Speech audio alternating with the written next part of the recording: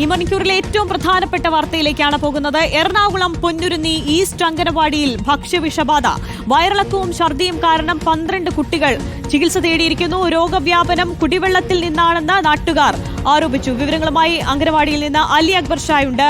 അലി, ആരുടെ ഭാഗത്താണ് ഇത്തരം ഗുരുതരമായ ഒരു അനാസ്ഥ ഉണ്ടായിരിക്കുന്നത്? അംഗനവാടി കുട്ടികൾ എന്ന് പറയുമ്പോൾ 4 വയസ്സിന് താഴെയുള്ള കുട്ടികൾക്കാണ് ഇപ്പോൾ ആരോഗ്യ പ്രശ്നങ്ങൾ ഉണ്ടായിരിക്കുന്നത്. നിലവിൽ ചികിത്സ തേടിയിട്ടുള്ള കുട്ടികളുടെയും ഒപ്പം ഈ രക്ഷിതാക്കളുടെയൊക്കെ ആരോഗ്യസ്ഥിതി എത്തരത്തിലാണ്?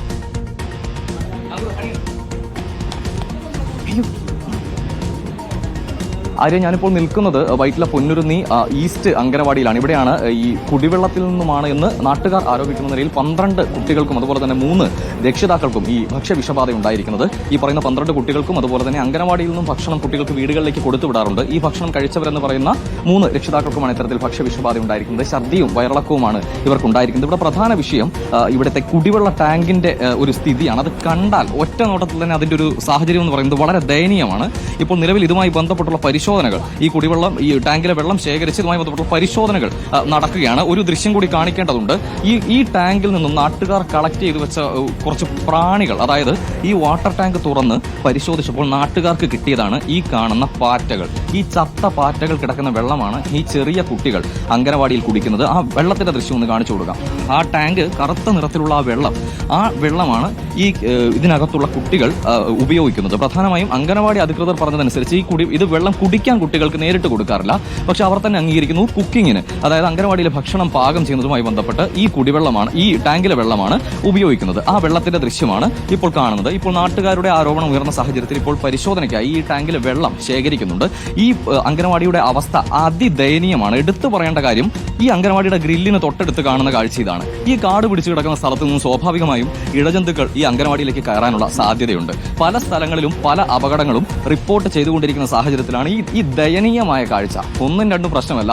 ചില സ്ഥലങ്ങളിൽ നിന്ന് ചില അംഗനവാടികൾ നമ്മൾ ഉയർത്തുന്നത് കാട് പിടിച്ച പ്രശ്നമാണെങ്കിൽ, ചില സ്ഥലത്ത് നിന്ന് ഉയർത്തുന്നത് കുടിവെള്ളത്തിന്റെ പ്രശ്നമാണെങ്കിൽ, എല്ലാ പ്രശ്നങ്ങളുടെയും ഒരു പാക്കേജ് എന്ന് പറയാം ഈ പറയുന്ന പൊന്നുരുന്നി ഈസ്റ്റ് അംഗനവാടിയുടെ സാഹചര്യം. മറ്റൊരു കാര്യം പ്രധാനമായും കാണിക്കേണ്ടതുണ്ട്.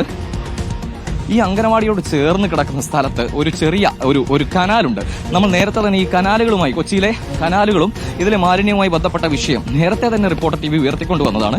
ഈ കാഴ്ച ഒന്ന് കാണണം ആര്യ. അതായത് ഈ ദൃശ്യങ്ങളിൽ കാണുന്ന ഇത്രയും മാലിന്യം നിറഞ്ഞ ഈ കൂമ്പാരം, ഇത് സ്ഥിതി ചെയ്യുന്നത് ഈ അംഗനവാടിയിലെ വാട്ടർ ടാങ്കിനോട് ചേർന്നുള്ള സ്ഥലത്താണ്. ആ ദൃശ്യങ്ങളൊന്ന് കാണിച്ചു കൊടുക്കണം. ദയനീയമായ കാഴ്ച ഒന്ന് കാണിച്ചു കൊടുക്കണം.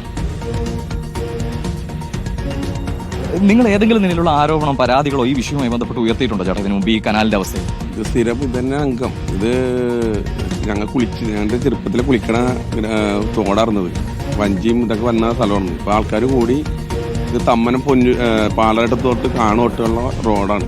തോട് വന്നിട്ട് ഇവിടം വരെ വന്നെയാണ്. ഇത് നേരെ കന്യാകുമാരിയിലോട്ടാണ് പോണത്.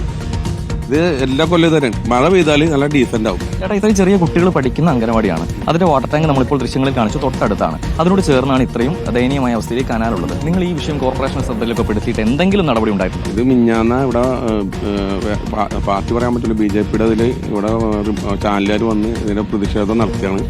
അപ്പൊ അത് അന്ന് ക്ലീൻ ചെയ്തു. വീണ്ടും ഒരു അരമണിക്കൂർ ആകുമ്പോൾ തന്നെ ഈ വേസ്റ്റ് വീണ്ടും വന്നോണ്ടിരിക്കുകയാണ്. തമ്മനം ഭാഗം മുതലുള്ള ഓയിലും അതുപോലെ തന്നെ ഫുഡ് വേസ്റ്റും എല്ലാം ഉണ്ട്. എല്ലാം ഉണ്ട്. എല്ലായിടത്തും ഹോട്ടലാണ്. ഹോട്ടലിലെ വേസ്റ്റ് എല്ലാം ഞാൻ തൊട്ട് പോണത്. അത് വീടുകളിലെ വേസ്റ്റ് മണ്ണുണ്ട്, എല്ലാം മണ്ണുണ്ട്.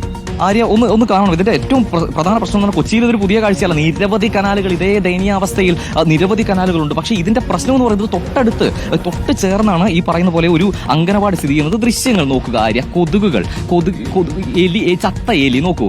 ചത്ത എലിയാണ് ഇപ്പോൾ ദൃശ്യത്തിൽ കാണുന്നത്. കൊതുകുകൾ കൂടിക്കിടക്കുന്ന സ്ഥലം. കുട്ടികൾ പഠിക്കുന്ന അംഗനവാടിയോട് ചേർന്ന് ഇത്രയും വലിയ രീതിയിൽ രോഗം വ്യാപിച്ചുകൊണ്ടിരിക്കുന്ന സമയത്ത് ഇത്രയും ദയനീയമായ ഒരു കാഴ്ച കാണിക്കേണ്ടി വരുന്നത് തന്നെ വളരെ ദയനീയമായ കാര്യമാണ്. ചത്ത എലിയാണ് ഈ കാണുന്ന വെള്ളത്തിൽ ഇപ്പോൾ ഈ ദൃശ്യങ്ങളിൽ കാണുന്നത്. അതുപോലെ നിരവധി ജീവികൾ, അതുപോലെ തന്നെ ഭക്ഷ്യമാലിന്യങ്ങൾ, തമ്മനം മുതൽ ഇങ്ങോട്ടുള്ള പല ഹോട്ടലുകളിൽ നിന്നുള്ള ഭക്ഷ്യമാലിന്യങ്ങൾ, പല വർക്ക്ഷോപ്പുകളിൽ നിന്നുള്ള ഓയിൽ, ഗ്രീസ് എന്ന് വേണ്ട സർവ്വവിധ മാലിന്യങ്ങളും ഒഴുകി വന്ന് അടിയുകയാണ് ഈ കാണുന്ന പുഞ്ചത്തോട് കനാലിൽ. ഇതുമായി ബന്ധപ്പെട്ട എന്തെങ്കിലും ഒരു നടപടി സ്വീകരിക്കാൻ ഇതുവരെയും അധികൃതർക്ക് സാധിച്ചിട്ടില്ല എന്നുള്ളത് അതിദയനീയമാണ്.